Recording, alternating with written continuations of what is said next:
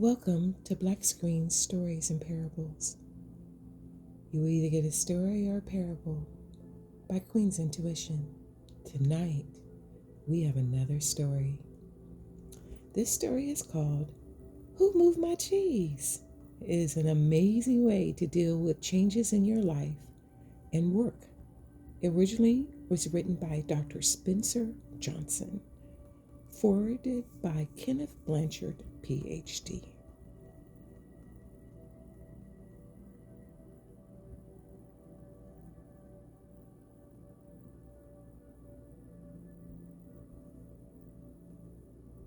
There was a gathering in Chicago. One Sunday in Chicago, several former classmates gathered for lunch. Having attended their high school reunion the night before, they wanted to hear more about what was happening in each other's life. After a good deal of kidding and a good meal, they settled into an interesting conversation. Angela, who had been the most popular people in class, said, "Life sure turned out differently than I thought it would when we were in school. A lot has changed." "It certainly has," Nathan echoed, and they knew he had gone into his family business, which operated pretty much the same. It's been part of the local community for as long as anybody could remember, so they were surprised when he seemed concerned. He asked, "But have you noticed how we don't want to change when things change?" Carla said, "I guess we could resist changing because we're afraid to change." "Carlos, you were captain of the football team," Jessica said. "I never thought I'd hear you say something about being afraid." "Really?" They all laughed, and they realized although they had gone off in different directions, from working at home to managing companies, they were experiencing similar feelings. Everyone was trying to cope with unexpected changes that were happening to them in the recent years. And most admitted, they don't know a good way to handle these changes. Then Michael said, "I used to be afraid of change. When a big chance came along in our business, I didn't know what to do with it, so I didn't do anything differently. And then we almost lost it. That's it. Until I heard a funny little story that changed everything in my life." "How so?" Nathan said. "Well, the story altered the way I looked at change, and after that, things quickly improved for me. My work, my life, I had a balance. Then I passed the story on to some people in our company, and I passed it on to others, and soon our business did so much better because we adapted to change better. And like me, many people said it helped them in their personal lives as well." "What's the story?" Angela said. "It's called Who Moved My Cheese?" "What?" "I think I like it already. Tell us the story." "Sure," Michael replied. "I'd be happy to. It doesn't take long. And so, let's begin." The story. Once long ago in a land far away, there lived four little characters who ran through a maze looking for cheese to nourish them and make them happy. Two were mice. One was called Sniff, the other one Scurry. And the other two were little people, beings known that were so small as the mouse. They looked and acted alike like our people today. Their names were Hem and Haw. Due to their small size, they would be easy not to notice what the four of them were doing. But if you look closely enough, you discover they were doing amazing things. Every day, the mouse and the little people spent time in the maze looking for their very own special cheese. The mice, Sniff and Scurry, possessing only simple rodent brains but good instincts, searched for the hard-nibbling cheese that they loved so much, as mice often do, you know. The two people, Hem and Haw, used their brains filled with many beliefs and searched for a different kind of cheese, the one with the capital C, of course, which they believed would make them feel happy and successful. As different as the mice and little people were, they shared something in common. Every morning, they put on their jogging suits, their running shoes, they left their homes, and they raced out into the maze looking for their favorite cheese. You see, the maze was a labyrinth of corridors and chambers, some containing delicious cheese, but there was also dark corners and blind alleys that led absolutely nowhere. It was an easy place for anyone to get lost. However, the two little people, Hem and Haw, use a different method. They write on their ability to think and learn from their past experience. And although they would sometimes get confused by their beliefs and emotions, eventually, in their own way, they all discovered what they were looking for. They found their own kind of cheese. And one at the end of the corridor in the cheese station of C. Every morning after that, the mice and the little people dressed in their running gear and they head over to cheese station C. It wasn't long before they established their own routine. Snip and Scurry continued to wake up every morning, and they raced through the maze, always following the same route.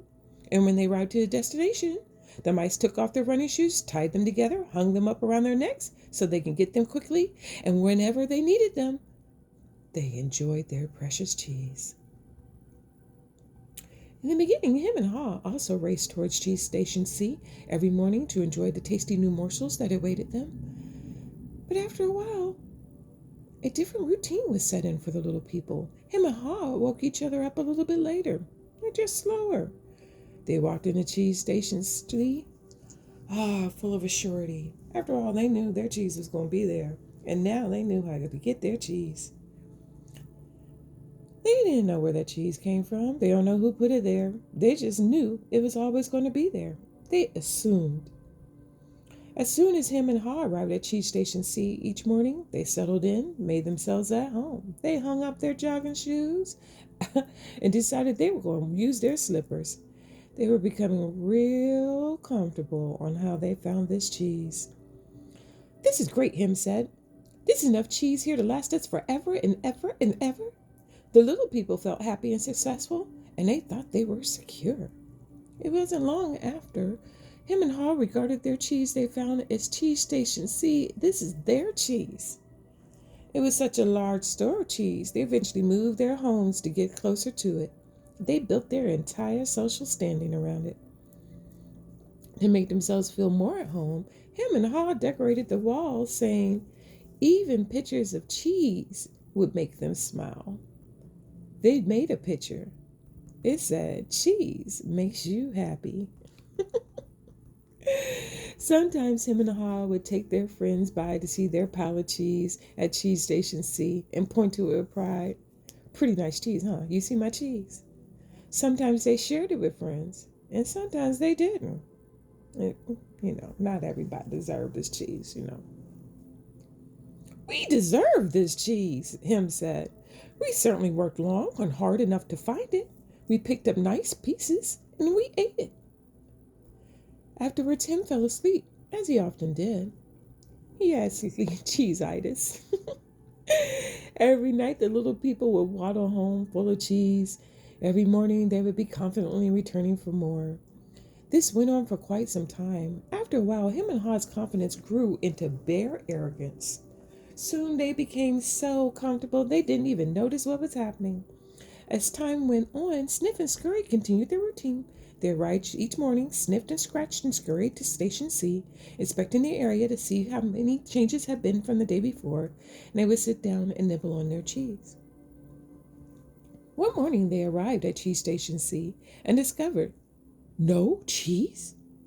They weren't surprised, since Sniff and Scurry noticed the supply of cheese was getting smaller and smaller every day. They had prepared for the inevitable and knew instinctively what to do. They looked at each other, removed their running shoes, tied them together, hung them around their necks, and put their feet and laced them up. The mice didn't even overanalyze things. They weren't even burdened by the complex beliefs of change. To the mice, the problem to the answer was very simple. The situation at Cheese Station C had changed, so they decided to change with it. They both looked out on the maze. They sniffed. They lifted their nose. They sniffed. They scurried. They nodded. They took off running through the maze, and they followed as soon as they could. They were quickly off in search of new cheese.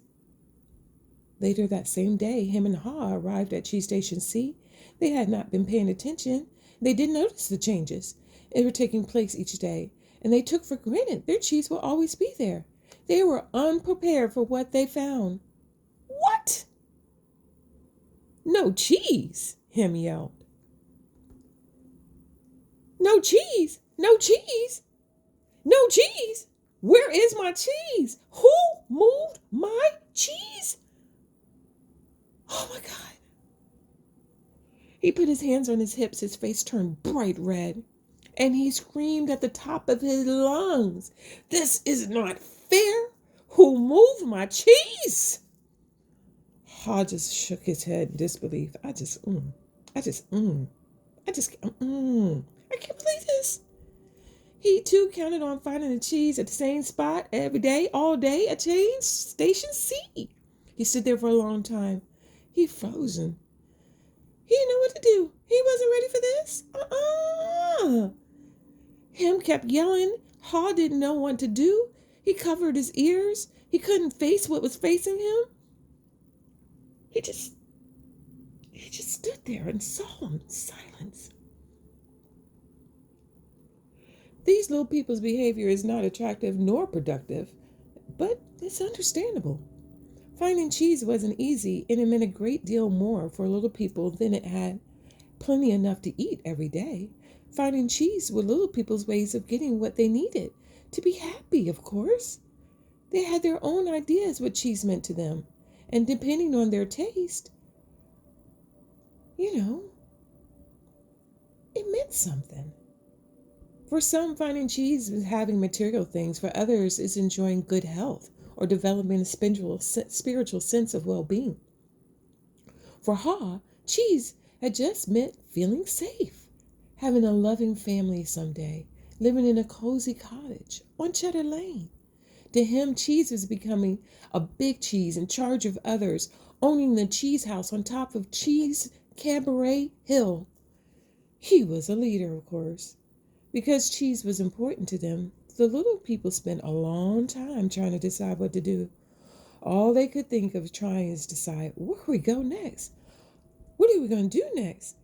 They kept looking around at the station. Is that cheese really gone? Is that cheese really gone? Sniff and Scurry were on about their business. They were out of there. Him and Ha kept just hemming and hawing.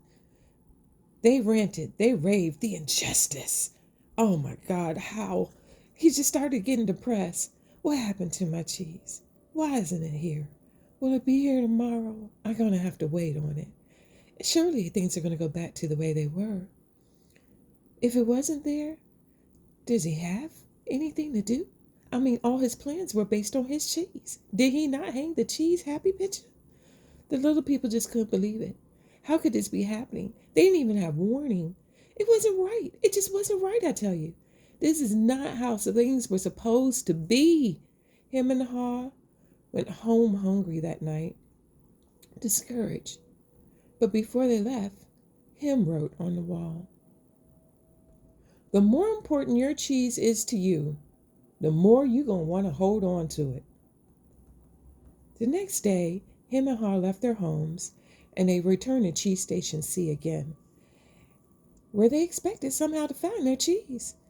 This situation has not changed. This cheese was no longer there. The little people didn't know what to do.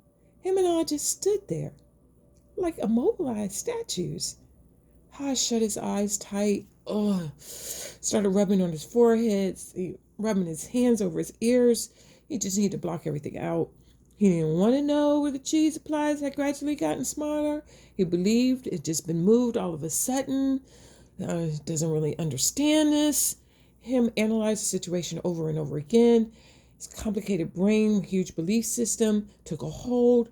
Okay, philosophically, why did this happen to me? What's really going on here?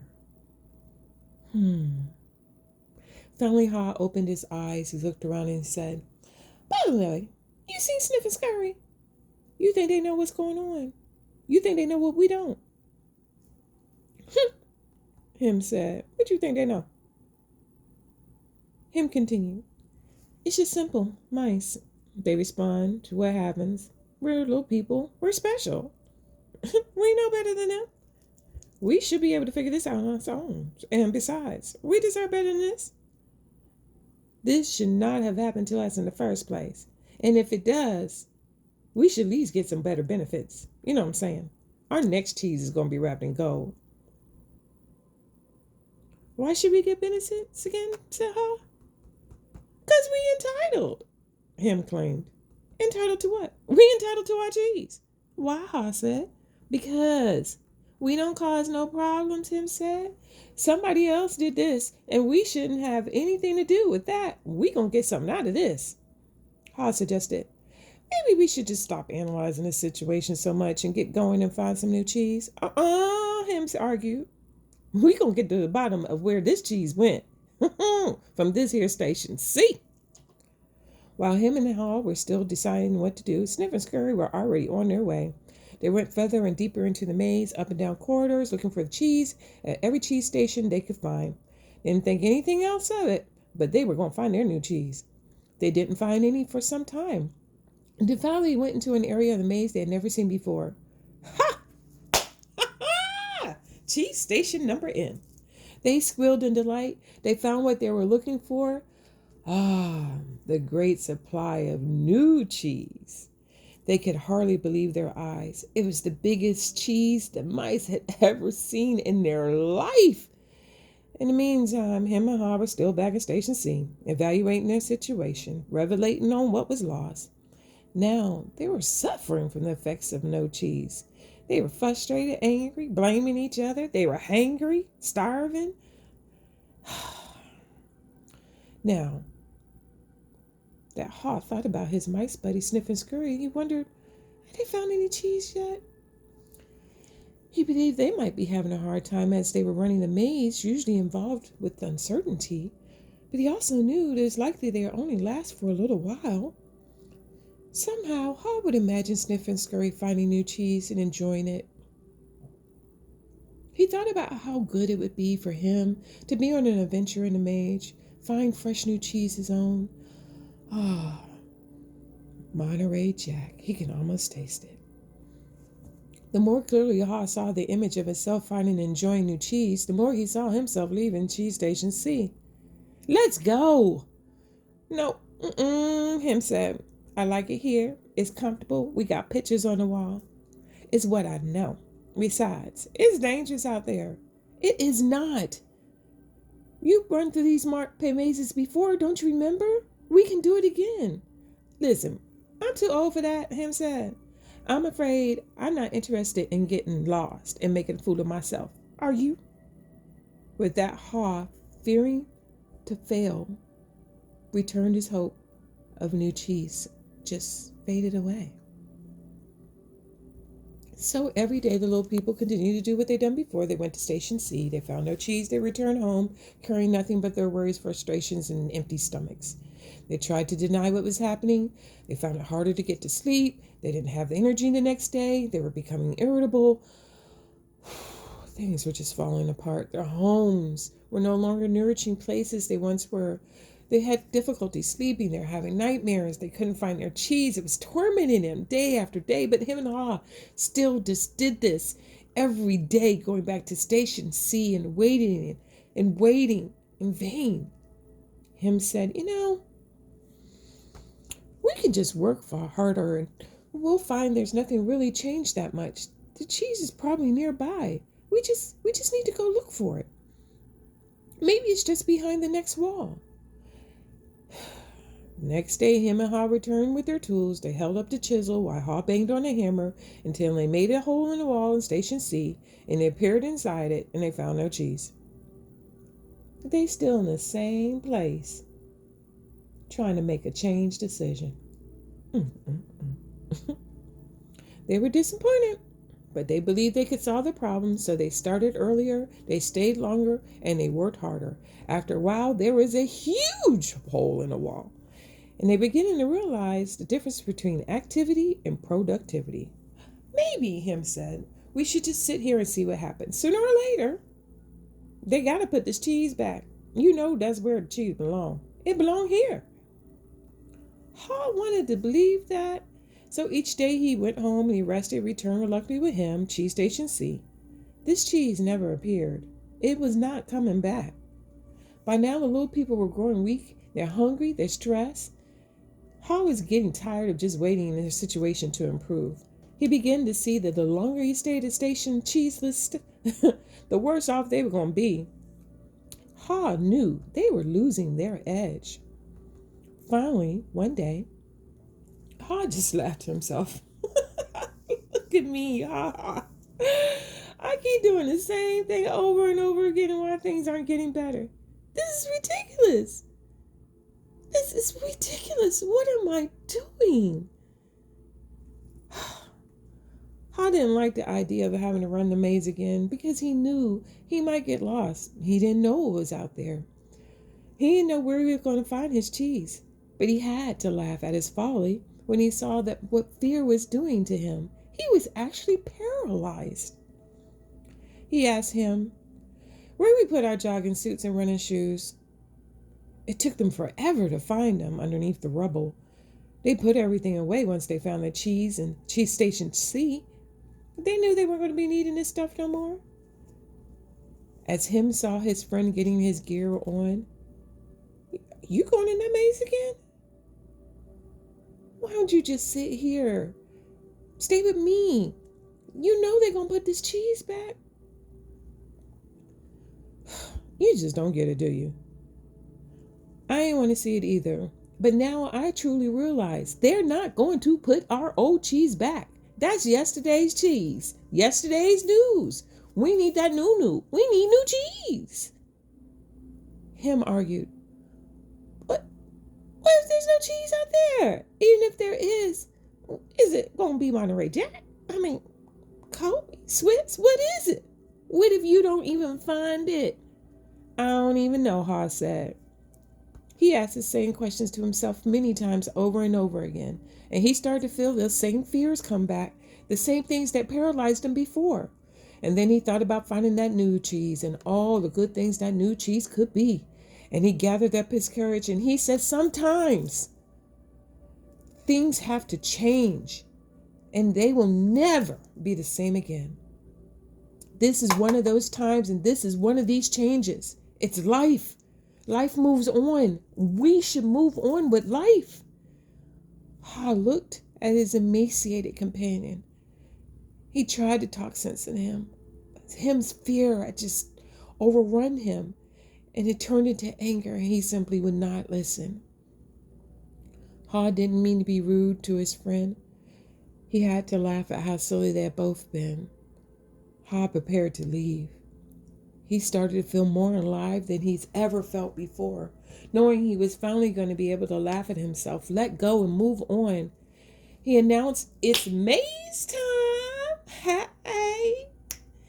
Him didn't even laugh. He didn't even respond. Ha picked up a sharp rock and he wrote a serious thought on the wall for him to remember and think about. As was his custom, Ha drew that beautiful picture of cheese around it, hoping him will smile, lighten up, and go after the new cheese too. Him didn't even want to look at it. This is what it said. If you do not change, you can become extinct. If you do not change, you can become extinct. Picture surrounded by cheese. Then Ha stuck his head out. He peered at the maze. He thought about how he gotten himself into a cheeseless situation in the first place. He had believed there may not be cheese in this maze. He may not find it. But his fearful beliefs had immobilized him and was damn near killing him. Ha smiled. He knew him was wondering, who moved my cheese? Why did they move my cheese?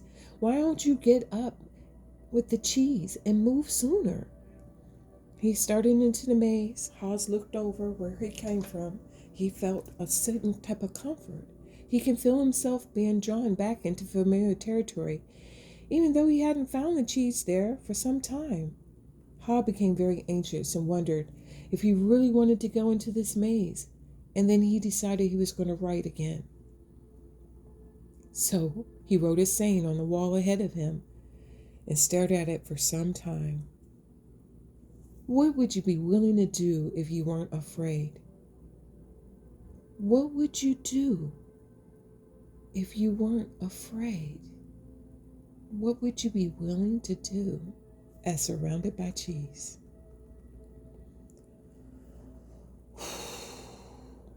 He thought about it. He knew sometimes fear could be good. When you're afraid of things getting worse, you don't do something. It can prompt you into action. It's not good when you're so afraid it keeps you from doing anything and it immobilizes you.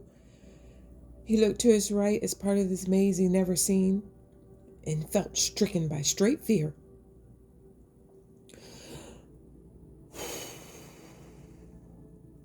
He turned right into that maze.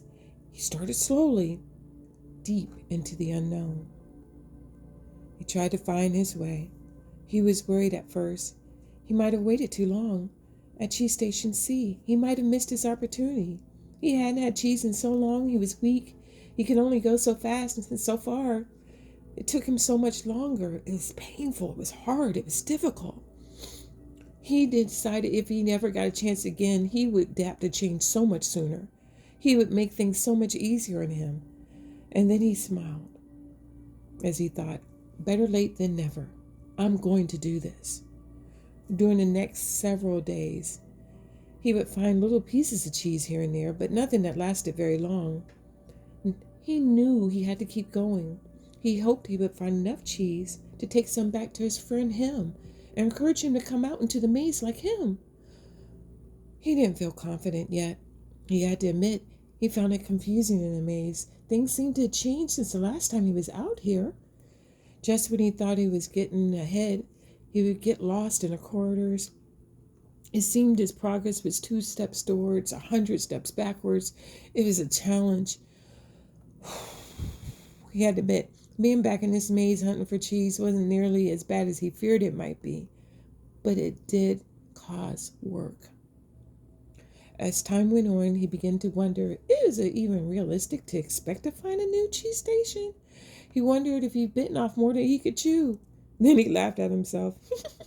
He had nothing to chew on. Oh boy. Whenever he started to get discouraged, he reminded himself of what he was doing. As uncomfortable as it was at the moment, it was the reality much better than staying in that cheeseless station. He was taking control of his life, and he's simply letting things happen to him. He reminded himself about Sniff and Scurry could move on, so could he. Later, Hall looked back on things and he realized the cheese at Station C hadn't even disappeared as he once thought. The amount of cheese that had been there towards the end was getting smaller and smaller. And what was left had grown old. It didn't even taste that good anymore. Mold might have been growing on that old cheese, although he didn't notice it.